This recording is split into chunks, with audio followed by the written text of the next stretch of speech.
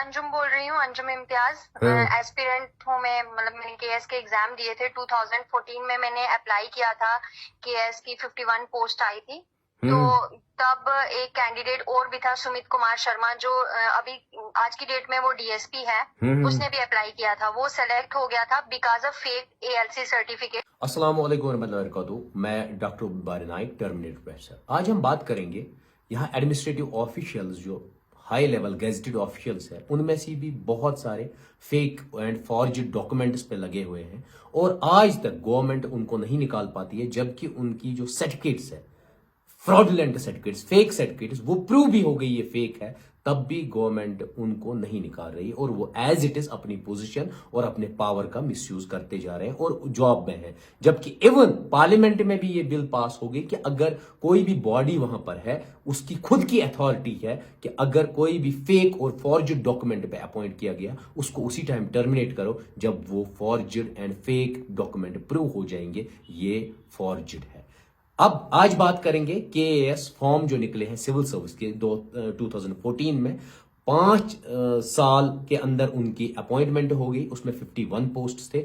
2 post उसमें reserve category ALC के लिए थी और जब प्री केएस का होता है 2015 में होता है, उसमें एक कैंडिडेट क्वालिफाई करता है जिसका नाम है doctor Sumit Kumar Sharma. Preliminary qualify करता है एएलसी फेक कैटेगरी पे और जो इशू करता है तहसीलदार मेंढर 2011 में। 2011 के बाद 5 साल तक वैलिड होती है एक सर्टिफिकेट, 2016 में वो एक्सपायर होती है और मेंस जो होता है एग्जामिनेशन फॉर्म फिल किया जाता है 2015 में और उसी कैटेगरी में ये बंदा सेम कैटेगरी को यूज करता है और मेंस में भी वही कैटेगरी सर्टिफिकेट डाल देता है एएलसी। उसके बाद 2016 में वो एक्सपायर हो जाती है, लेकिन 2017 में इनका मेंस होता है। डॉक्टर सुमित कुमार के अब्बू अप्लाई करते हैं 2017 में एएलसी के लिए, रीअप्लाई मींस रिन्यूअल के लिए 2017 में अप्लाई करते हैं और 2017 में जो डेटा निकाल के आ गया उसमें पुंछ के मतलब तहसीलदार साहब कहते हैं कि हमने 3 एएलसी सर्टिफिकेट्स को इशू रिन्यूअल के लिए दिया है, इशू किया है। उसमें डॉक्टर सुमित कुमार, डॉक्टर सुनैना शर्मा और ज्योति शर्मा, जो आपस में तीनों भाई बहन लगते हैं। ज्योति शर्मा जो है उसकी जो स्कूलिंग है, बेसिक स्कूलिंग, वो अपने लोकल एरिया से है, इसलिए वो फ्रॉड नहीं है, वो फॉर्जड नहीं है, वो फ्रॉडुलेंटली नहीं है, उसकी वैलिड है एएलसी सर्टिफिकेट। लेकिन जो सुनैना और डॉक्टर सुमित है उनकी एजुकेशन जो है वो वहां से नहीं हुई, वो जम्मू से हुई है। लेकिन चंद करप्टेड ऑफिशियल्स ने उनको लिखा है कि इन्होंने अपने लोकल एरिया से पढ़ाई की है, उसमें पैसा गया है या पॉलिटिकल पावर था, वो बेटर वही लोग जानते हैं। अब मेरी रिक्वेस्ट है एडमिनिस्ट्रेटिव ऑफिशियल से, जैसे तहसीलदार शहजाद लतीफ साहब है, उन्होंने फ्रॉडुलेंटली किसके बहाने उन्होंने पैसा लिया या उनको किसी पॉलिटिकल पार्टी ने अप्रोच किया और उन्होंने एएलसी फ्रॉडुलेंटली 2 कैंडिडेट्स को रिन्यूअल कराया, डॉक्टर सुमित को और सुनैना शर्मा को। और इन 2 सर्टिफिकेट्स के एएलसी फ्रॉड क्राइटेरिया जो था डॉक्टर सुमित शर्मा को, वो सिलेक्ट हो जाते हैं as a DYSP Jammu and Kashmir में, डीएसपी की पोजीशन पे, और उनकी पोस्टिंग जो होती है कश्मीर वैली में होती है। 2018 फेब में उनकी पोस्टिंग यहां पर होती है और 2019 में उनकी बहन एएलसी फेक सर्टिफिकेट पे ही लगती है और वो एंजॉय करती है पोजीशन, पावर और हर एक चीज, और जो रियल डिजर्विंग कैंडिडेट्स है उनके लिए ये हक नहीं है। वो दोनों बहन भाई आज की डेट में जो है केएस ऑफिसर हैं। सुमित डीएसपी है, उसकी बहन केएस ऑफिसर सुनैना शर्मा है। दोनों फेक कैटेगरी के बेसिस पे सिलेक्ट हुए थे। सुमित की सिलेक्शन 2018 की फरवरी में हुई थी एंड सुनैना शर्मा जो केएस ऑफिसर है उसकी सिलेक्शन 2019 के अगस्त में हुई थी। सुमित का 18 वाला बैच है और सुनैना का 19 वाला बैच है। इन दोनों की स्कूलिंग जो है जम्मू से हुई है।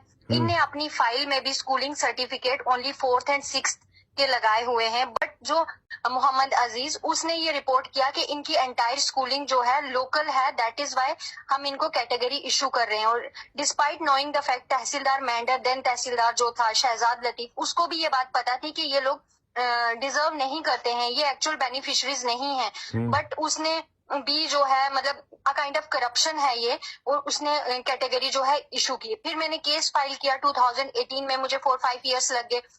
एक तो ये लोग माल प्रैक्टिस करते हैं, कभी स्टे लेने के लिए चले जाते हैं, कभी कुछ करते हैं। और हमारा केस चला 2023 में, फाइनली कैटेगरी कैंसिल हो गई। कैटेगरी कैंसिल होने के बाद मैंने रिप्रेजेंटेशन डाली चीफ सेक्रेटरी के पास, चल रहा है, कुछ इफेक्टिव प्रोसेस नहीं हुआ। वो जिस ऑफिस में भेजते हैं वहां पे लिख देते हैं कि मैटर इज सब जुडाइज। मेरा क्वेश्चन ये है कि अगर मैटर सब जुडाइज है तो एडमिनिस्ट्रेशन क्या कर रही है? आप ही ने तो लॉ बनाया था ना, मतलब एडमिनिस्ट्रेशन, गवर्नमेंट क्या, कहाँ गवर्नेंस है? गवर्नमेंट कर क्या रही है? मतलब 2023 में एक कोर्ट ने, स्टैट्यूटरी पावर थी डीसी के पास, उसने वहां से कैंसिल किया। अगर कैंसिल किया तो इमीडिएटली वो मेरा डिसीजन नहीं था, ना कि आपका डिसीजन, ना किसी थर्ड पर्सन का, वो तो गवर्नमेंट का डिसीजन था ना। गवर्नमेंट ने डिसाइड किया कि ये अवेल नहीं कर सकते हैं बेनिफिट, तो उनको टाइम बीइंग उनको सस्पेंड तो करते ना। साहब जो है पुंछ के, उन्होंने 2023 में डॉक्टर सुमित कुमार शर्मा और सुनैना शर्मा की जो एएलसी फ्रॉडुलेंट और फेक सर्टिफिकेट्स थी उनको कैंसिल किया गया। 2023 में उनको कैंसिल किया गया, लेकिन आज तक किसी भी ऑफिशियल ने उनको सिस्टम से नहीं निकाला। ऑफिस में उनका मतलब रिप्रेजेंटेशन है, हर एक जवाब देता है कि कोर्ट में केस है, कोर्ट में केस है। तो क्या हुआ? इन्होंने फ्रॉड किया है तो उसी टाइम आप सस्पेंड करते, लेकिन आप सस्पेंड नहीं कर सकते हो क्योंकि आपको अपनी रोटियां सेकनी है, आपको उनको बचाना है। क्यों? क्योंकि अगर आप उनको नहीं बचाओगे तो खुद भी तो आप, बहुत सारे ऑफिशियल्स करप्टेड है, एक करप्टेड ऑफिशियल दूसरे करप्टेड ऑफिशियल को बचाता है। अब मेरा क्वेश्चन है गवर्नमेंट ऑफिशियल से, क्या डीसी पुंछ जिन्होंने वो कैंसिल किए वो सर्टिफिकेट को, क्या वो अथॉरिटी नहीं है? उसको तो मैंने अपॉइंट नहीं किया, उसको और किसी एजेंसी ने अपॉइंट नहीं किया। वो बहुत बड़ा ओहदा, बहुत बड़ी पोजीशन रखता है, उसके कैंसिल करने के बाद ही इसको नौकरी से निकाल देना चाहिए दोनों भाई बहनों को, लेकिन आज तक उनको नहीं निकाला गया। मेरा क्वेश्चन है क्यों? उसके बाद हमारे डॉक्टर जितेंद्र साहब, बीजेपी के जो मिनिस्टर है, वो सीधे मेंशन करते हैं, नरेट करते हैं पार्लियामेंट में कि अगर जो हमारे रूल्स है वो सफिशिएंट है, किसी भी बंदे को जिसने फ्रॉडुलेंट डॉक्यूमेंट यूज किया, फॉर्जड डॉक्यूमेंट यूज किया, हमारे रूल्स काफी है उनको सिस्टम से निकालने के लिए। जो भी गवर्नमेंट के एग्जिस्टिंग रूल्स हैं वो आप खुद पढ़ सकते हैं, लेकिन आज तक उनको निकाला नहीं गया। क्यों? एडमिनिस्ट्रेशन मम है।